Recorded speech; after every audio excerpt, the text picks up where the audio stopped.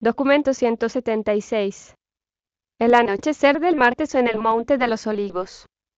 Este martes por la tarde, al pasar Jesús y los apóstoles por delante del templo camino del campamento de Getsemaní, Mateo, llamando la atención sobre la construcción del templo, dijo: Maestro, observa qué edificios son estos. Mira las piedras macizas y los bellos adornos. ¿Es posible que estos edificios sean destruidos?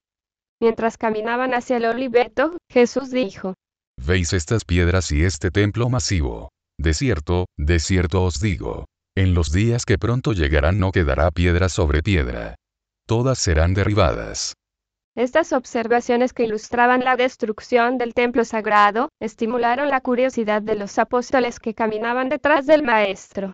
No podían concebir un evento, como no fuera el fin del mundo, que pudiera ocasionar la destrucción del templo.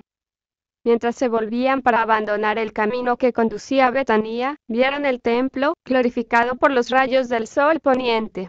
Y al detenerse en el monte, vieron aparecer las luces de la ciudad y contemplaron la belleza del templo iluminado. Y allí, bajo la suave luz de la luna llena, Jesús y los 12 se sentaron. El Maestro conversaba con ellos, y de repente Natanael hizo esta pregunta: Dinos, Maestro, ¿cómo sabremos cuándo ocurrirán estos acontecimientos? 1. La destrucción de Jerusalén. Al responder a la pregunta de Natanael, Jesús dijo: Sí, os diré de los tiempos en que este pueblo habrá llenado la copa de su iniquidad.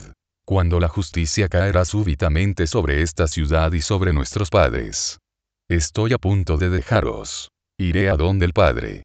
Después que os deje, prestad atención que ningún hombre os engañe, porque muchos vendrán como liberadores y conducirán a muchos por el camino equivocado. Cuando escuchéis de guerras y rumores de guerras, no os preocupéis, porque aunque estas cosas sucederán, el fin de Jerusalén aún no habrá llegado. No os perturbéis por la escasez y los terremotos. Tampoco debéis preocuparos cuando se os entregue a las autoridades civiles y seáis perseguidos a causa del Evangelio. Seréis expulsados de la sinagoga e iréis a la prisión por mí, y algunos de vosotros seréis matados. Cuando seáis llevados ante los gobernadores y los gobernantes, será para atestiguar vuestra fe y para mostrar vuestra firme fidelidad al Evangelio del Reino. Y cuando estéis ante la presencia de los jueces, no os pongáis ansiosos de antemano por lo que debáis decir, porque el Espíritu os enseñará en esa misma hora lo que debéis contestar a vuestros adversarios. En estos días de congoja, aun vuestros parientes, bajo el liderazgo de los que han rechazado al Hijo del Hombre, os entregarán a la prisión y a la muerte. Por un tiempo puede que todos los hombres os odien por mí, pero aun en estas persecuciones yo no os abandonaré. Mi espíritu no os desertará. Tened paciencia. No dudéis de que este Evangelio del Reino triunfará sobre todos los enemigos y finalmente será proclamado a todas las naciones. Jesús hizo una pausa mientras contemplaba la ciudad. El Maestro se percataba de que el rechazo del concepto espiritual del Mesías, la determinación de aferrarse con persistencia y ciegamente a la misión material del libertador esperado, llevaría finalmente a los judíos a un conflicto directo con los poderosos ejércitos romanos, y que esa lucha tan solo resultaría en la destrucción final y completa de la nación judía. Cuando su pueblo rechazó su otorgamiento espiritual y se negó a recibir la luz del cielo que tan misericordiosamente brillaba sobre ellos, sellaron así su destino como pueblo independiente con una especial misión espiritual en la tierra.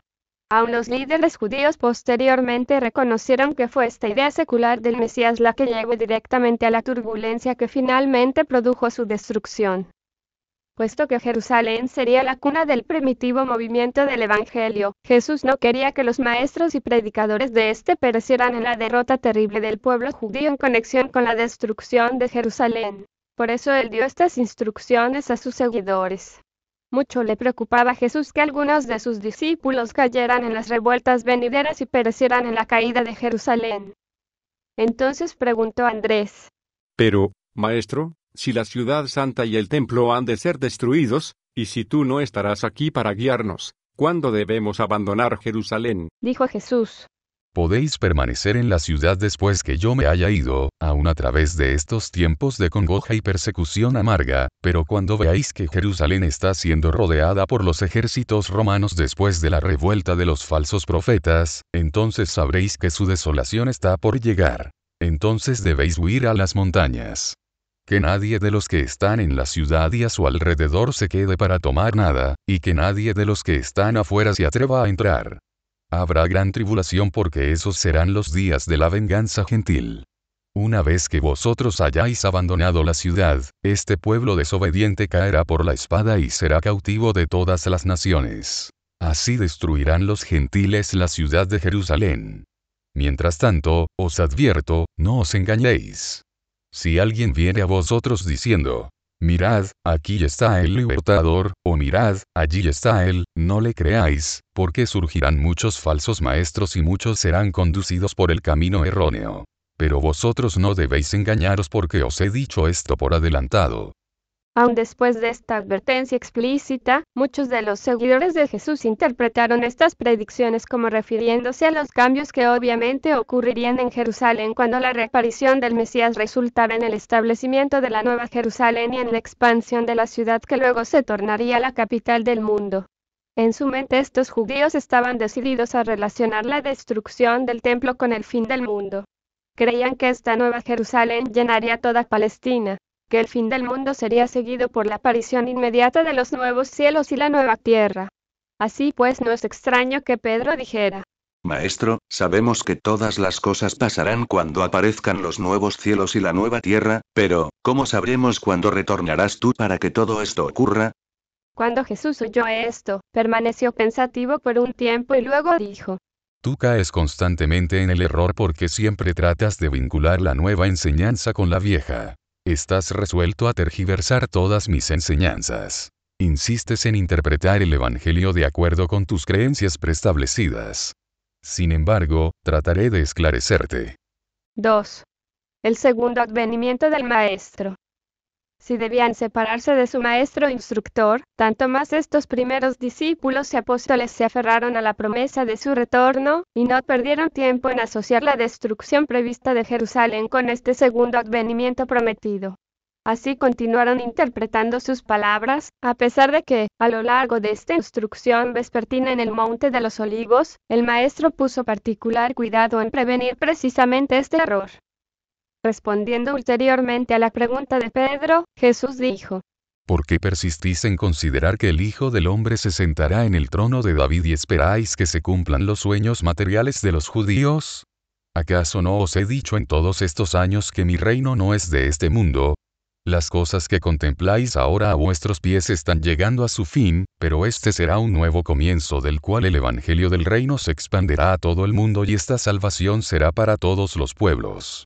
Cuando el reino haya llegado a su fruto pleno, estad seguros de que el Padre en el cielo no dejará de visitaros con una revelación ampliada de la verdad y con una enaltecida demostración de rectitud, aun como ya otorgó a este mundo aquel que se convirtió en el príncipe de las tinieblas, y luego Adán, que fue seguido por Melquisedec, y en estos días, el Hijo del Hombre. Así pues, mi Padre continuará manifestando su misericordia y mostrando su amor, aun a este mundo tenebroso y malvado. Así también yo, después que mi Padre me haya investido de todo poder y autoridad, continuaré siguiendo vuestra suerte y guiando los asuntos del reino mediante la presencia de mi Espíritu que pronto será derramado sobre toda carne. Aunque así estaré presente con vosotros en espíritu, también os prometo que alguna vez volveré a este mundo, donde he vivido esta vida en la carne logrando la experiencia simultánea de revelar a Dios al hombre y conducir al hombre a Dios. Muy pronto debo abandonaros y emprender la obra que el Padre ha confiado en mis manos, pero seáis valerosos porque alguna vez retornaré. Mientras tanto, mi espíritu de la verdad de un universo os confortará y os guiará. Ahora me contempláis en debilidad y en la carne, pero cuando retorne, será con poder y en el espíritu. El ojo de la carne contempla al Hijo del Hombre en la carne, pero solo el ojo del Espíritu podrá contemplar al Hijo del Hombre glorificado por su Padre y apareciendo en la tierra en su propio nombre. Pero los tiempos de la reaparición del Hijo del Hombre tan solo son conocidos en los concilios del paraíso. Ni siquiera los ángeles del cielo saben cuándo esto ocurrirá. Sin embargo, deberíais comprender que, cuando este Evangelio del Reino haya sido proclamado a todo el mundo para la salvación de todos los pueblos, y cuando la plenitud de la era haya acontecido, el Padre os enviará otro otorgamiento dispensacional, o si no, el Hijo del Hombre retornará para adjudicar la era.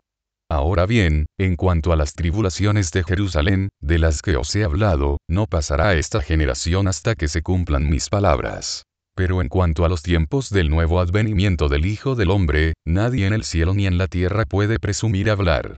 Pero conoced la maduración de una era. Debéis estar alertas para discernir los signos de los tiempos. Sabéis que cuando ya la rama de la higuera está tierna y brotan sus hojas, el verano está cerca.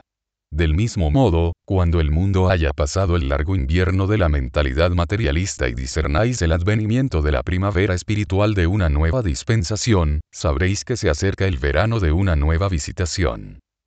Pero, ¿cuál es el significado de esta enseñanza que tiene que ver con la venida de los hijos de Dios? ¿Acaso no percibís que, cuando cada uno de vosotros sea llamado a abandonar la lucha de la vida y transponer la puerta de la muerte, estaréis en la inmediata presencia de la justicia, y que estáis cara a cara ante el hecho de una nueva dispensación de servicio en el plan eterno del Padre Infinito? A lo que el mundo entero debe de hecho enfrentarse al final de una era, vosotros, como individuos, debéis enfrentaros con certeza, como experiencia personal, cuando alcancéis el fin de vuestra vida natural y por ello debéis pasar y enfrentarte a las condiciones y demandas inherentes a la próxima revelación de la progresión eterna del reino del Padre. De todos los discursos que pronunció el Maestro a sus apóstoles, ninguno resultó nunca tan confuso en la mente de ellos como este, pronunciado ese martes al anochecer en el Monte de los Olivos, referente al doble tema de la destrucción de Jerusalén y del segundo advenimiento del Maestro. Hubo por lo tanto poco acuerdo entre los relatos escritos subsiguientes, basados en los recuerdos de lo que había dicho el Maestro en esta extraordinaria ocasión. 3. La conversación posterior en el campamento. Mientras se reunían alrededor del fuego, unos 20 de ellos, Tomás preguntó: Puesto que has de volver para terminar la obra del reino, ¿cuál debe ser nuestra actitud mientras tú estás lejos, ocupado en los asuntos de tu Padre? Jesús, mirándolos a la luz de las llamas, respondió: Tomás, tú tampoco comprendes lo que yo he estado diciendo. ¿Acaso no te he enseñado todo este tiempo que tu relación con el reino es espiritual e individual, que es totalmente un asunto de experiencia personal en el espíritu, mediante la comprensión por la fe de que tú eres un hijo de Dios? ¿Qué más he de decir? La caída de las naciones, la derrota de los imperios, la destrucción de los judíos incrédulos, el fin de una era, aún el fin del mundo, ¿qué tienen que ver todas estas cosas con el que cree en el Evangelio y que ha refugiado su vida al amparo del reino eterno? Vosotros que sois conocedores de Dios y creyentes en el Evangelio, ya habéis recibido la certeza de la vida eterna. Puesto que vuestras vidas han sido vividas en el Espíritu y para el Padre, nada puede ser una preocupación seria para vosotros. Los constructores del reino, los ciudadanos acreditados de los mundos celestiales, no se molestan por los altibajos temporales ni se perturban por los cataclismos terrestres. ¿Qué importancia tiene, para vosotros que creéis en este Evangelio del reino, de que caigan las naciones, que termine la era, que todas las cosas visibles se destruyan? En vista de que sabéis que vuestra vida es el don del Hijo, y que está eternamente segura en el Padre. Habiendo vivido la vida temporal por la fe y habiendo rendido los frutos del Espíritu en forma de la rectitud que se manifiesta en servicio amoroso para con vuestros semejantes, podéis contemplar con confianza el próximo paso en la carrera eterna, con la misma fe de sobrevivencia que os ha llevado a través de vuestra primera y terrenal aventura en la filiación con Dios. Cada generación de creyentes debe continuar su obra, en vista del posible retorno del Hijo del Hombre, exactamente como cada creyente lleva hacia adelante su obra de vida en vista de la muerte natural inevitable y siempre amenazante. Cuando te hayas establecido de una vez por la fe como Hijo de Dios, ninguna otra cosa importa en cuanto a la certeza de la sobrevivencia. Pero, no os equivoquéis.